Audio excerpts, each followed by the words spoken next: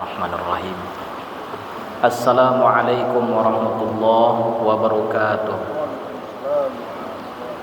Alhamdulillahi rabbil alamin, alladzi anzala as-sakinata fi qulubil mu'minin liyazdadu imanan ma'a imanihim.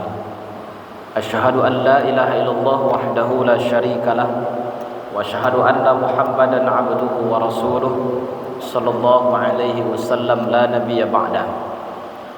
Qala Allah Ta'ala fil Qur'anil Karim, a'udzu billahi minasyaitonir rajim. Bismillahirrahmanirrahim. Wa idz qulna lil malaikati isjudu li adama fasajadu illa iblis aba wastakbar wa kana minal kafirin. Shadaqallahul azim. Bapak pengurus beserta segenap jajaran kepengurusan Masjid Taqwa Muhammadiyah Sumatera Barat yang kita hormati, bapak-bapak, ibu-ibu, hadirin wal hadirat jemaah zuhur rahimakumullah. Segala puji bagi Allah Subhanahu wa taala atas segala nikmat yang Allah anugerahkan dalam kehidupan kita, mulai daripada nikmat hidup, nikmat iman dan Islam, kesehatan dan kesempatan, sehingga kita dapat hadir untuk melaksanakan kewajiban kita kepada Allah Subhanahu wa taala. Mudah-mudahan Bapak dan Ibu kaum muslimin, seluruh amal ibadah yang kita lakukan kiranya akan diterima dan diberikan balasan yang berlipat ganda di hadapan Allah Subhanahu wa taala. Salawat dan salam kita doakan kepada Allah, semoga senantiasa Allah sampaikan buat junjungan kita, tauladan hidup kita, yakni baginda Rasulullah Muhammad sallallahu alaihi wasallam, dengan iringan doa Allahumma salli ala Muhammad wa ala ali Muhammad. Bapak Ibu kaum muslimin jemaah zuhur rahimakumullah, izinkan saya dalam kesempatan ini untuk menyampaikan kajian zuhur di hadapan kita bersama. Kita ambil dari firman Allah dalam surah Al-Baqarah ayat 34. A'udzu billahi minasyaitonir rajim. Bismillahirrahmanirrahim. Wa idz qulna lil malaikati isjudu li adama fasajadu illa iblis aba wastakbar wa kana minal kafirin. Dan ingatlah ketika kami berfirman kepada para malaikat, sujudlah kamu kepada Adam, maka mereka pun sujud kecuali iblis. Ia menolak dan menyombongkan diri, dan ia termasuk golongan yang kafir.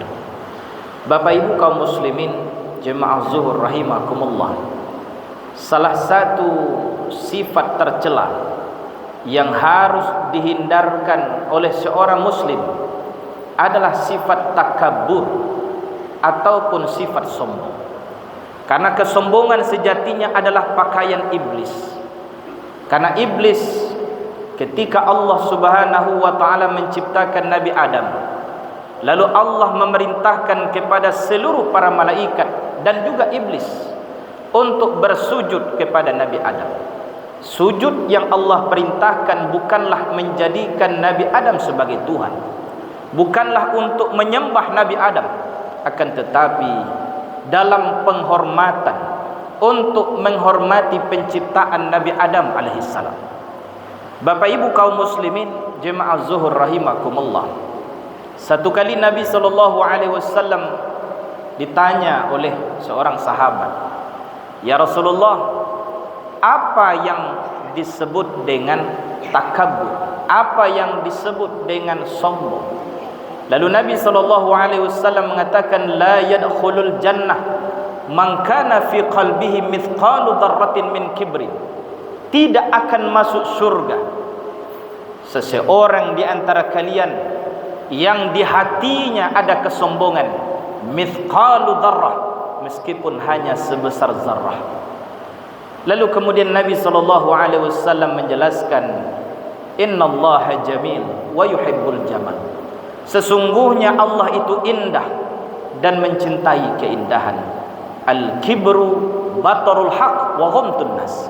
Bahwa sombong, kata Nabi, adalah menolak kebenaran dan memandang rendah orang lain. Bapak Ibu jemaah zuhur yang dimuliakan Allah, ada beberapa hal yang dapat menjadikan seseorang memiliki sifat takabur. Yang pertama, ziyadatul mal, bertambahnya harta. Islam tidak melarang kita untuk bekerja. Ajaran Islam justru mendorong umatnya untuk jadi orang kaya.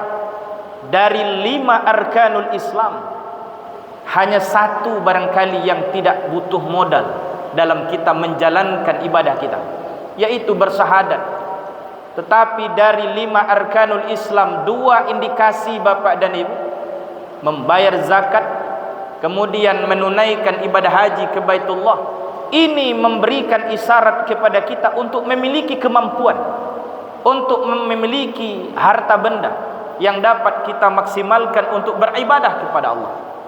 Namun tak kala Allah membukakan pintu rezeki kita, ketika Allah menghadirkan nikmat yang tiada taranya dalam kehidupan kita, bahkan tidak satu pun kita yang mampu menghitungnya, maka jangan sampai Bapak Ibu bertambahnya harta, bertambahnya kekayaan justru menjadikan sifat sombong itu hadir di dalam kehidupan kita. Dalam satu hadis juga disampaikan oleh Nabi sallallahu alaihi wasallam, ternyata kesombongan tidak hanya bisa menerpa orang-orang kaya.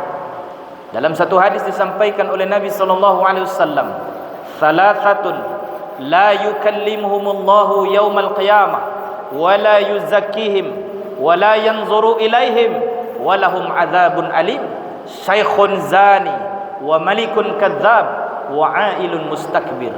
Ada 3 golongan manusia yang nanti di hari kiamat Allah enggan untuk berbicara dengan mereka. Allah tidak mau memandang wajah mereka. Allah akan ampunkan dosa dan kesalahan mereka, dan mereka akan diazab dengan azab yang pedih. Orang tua yang berzina, seorang pemimpin yang berdusta kepada rakyatnya, dan seorang yang miskin tetapi sombong. Na'udzubillah min zalik. Bapak dan Ibu jemaah zuhur yang dimuliakan Allah, yang kedua yang dapat menyebabkan kesombongan itu hadir, ziyadatul mansib, bertambahnya kedudukan, bertambahnya jabatan. Dalam Islam, Nabi sallallahu alaihi wasallam menyampaikan, kullukum ra'in wa kullukum mas'ulun an ra'iyatihi. Setiap kamu itu adalah pemimpin, dan setiap pemimpin akan dimintakan pertanggungjawabnya. Menjadi pemimpin adalah sunnatullah. Nabi Adam diciptakan Allah, sebagaimana dalam surah Al-Baqarah ayat 30 itu, bahwa Allah menyampaikan, wa idh qala rabbuka lil malaikati inni ja'ilun fil ardi khalifah. Dan ingatlah ketika Tuhanmu berfirman kepada para malaikat, aku hendak menjadikan khalifah di muka bumi. Sejatinya Nabi Adam dan seluruh keturunannya adalah pemimpin. Karena itu kita tidak dilarang jadi pemimpin. Yang terpenting kita mampu memimpin dengan adil. Kita mampu memanfaatkan jabatan untuk memperbanyak kebaikan kita. Dan jangan sampai bertambahnya pangkat dan jabatan menjadikan kita sombong di tengah kehidupan kita. Bapak dan Ibu jemaah zuhur yang dimuliakan Allah, lihatlah bagaimana kesudahan daripada Fir'aun. Saking sombongnya, melebihi kesombongan iblis. Iblis tidak pernah mengaku sebagai Tuhan, tapi Fir'aun yang kemudian memiliki sifat sombong diabadikan dalam Al-Quran, ana rabbukumul a'la. Ini ungkapan Fir'aun Bapak dan Ibu, aku adalah Tuhan yang tinggi, kata beliau. Bapak dan Ibu jemaah yang dimuliakan Allah, kemudian yang ketiga yang dapat menyebabkan kesombongan itu hadir adalah ziyadatul ilmi, bertambahnya ilmu. Kita berkewajiban menuntut ilmu, cari ilmu, tuntut ilmu. Tetapi jangan sampai bertambahnya ilmu, bertambahnya gelar yang kita punya menjadikan kita punya sifat takabur. Kemudian yang terakhir yang dapat menjadikan sifat sombong itu hadir, ziyadatut ta'ah, bertambahnya ketaatan. Sebagai seorang muslim, kita tentu tidak puas sebagai hanya seorang muslim saja. Kita ingin terus meningkatkan ketaatan, keimanan kita kepada Allah. Tapi jangan sampai dalam sujud kita, dalam salat yang kita lakukan, dalam infak sedekah yang kita berikan, dalam ketaatan yang kita lakukan, jangan sampai terselip merasa ibadah kita lebih baik, merasa diri kita lebih suci, ataupun merasa kita lebih dekat. kepada Allah Subhanahu wa taala, karena bisa jadi bertambahnya ketaatan menjadikan kita memiliki sifat sombong di hadapan Allah Subhanahu wa taala. Untuk itu Bapak Ibu, perbanyaklah bersyukur kepada Allah, tanamkan sifat tawadu, rendah hati kita, dan mudah-mudahan dengan itu Allah jauhkan kita daripada sifat takabur yang akan menjadikan seseorang tidak akan dimasukkan ke dalam surganya Allah Subhanahu wa taala. Demikian yang dapat kita sampaikan. Terima kasih atas segala perhatian dan mohon maaf atas segala kekurangan. Billahi taufik wal hidayah. Assalamualaikum warahmatullahi wabarakatuh.